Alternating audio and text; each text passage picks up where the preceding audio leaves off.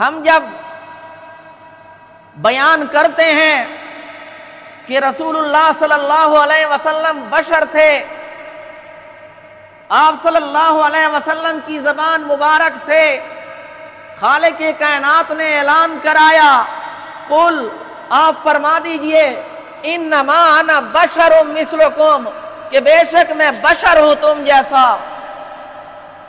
تو آگے سے لوگ کہتے ہیں کہ یہ آپ صلی اللہ علیہ وسلم نے بطور عاجزی کے فرمایا، بطور تواضع فرمایا، ورنہ آپ صلی اللہ علیہ وسلم بشر نہیں تھے۔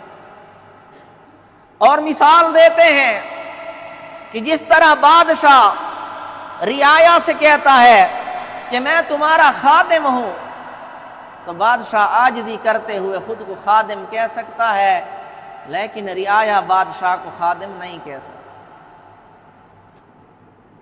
ہم کہتے ہیں عاجزی میں جھوٹ نہیں ہوتا، تواضع میں جھوٹ نہیں ہوتا، قدر مشترک کو بیان کیا جاتا ہے، امتیازی خصوصیات کو چھوڑ دیا جاتا ہے۔ مثلا ایک آدمی ہے، حافظ ہے، قاری ہے، عالم ہے، شیخ الحدیث، شیخ التفسیر ہے، وہ ساری صفات چھوڑ کر کہہ دیتا ہے کہ میں مسلمان ہوں۔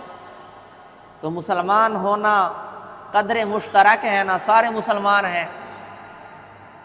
تو امتیازی خصوصیات چھوڑ دینا، قدر مشترک کو بیان کرنا، اس کا نام عاجزی ہے۔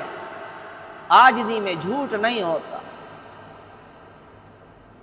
تو من تواضع للہ رفعہ اللہ، جو اللہ تعالیٰ کے لیے عاجزی اختیار کرے گا، اللہ تعالیٰ اس کو بلند کر دے۔ تو پہلی صفت یمشون علی الارض ہونا، وہ زمین پر چلتے ہیں عاجزی کے ساتھ۔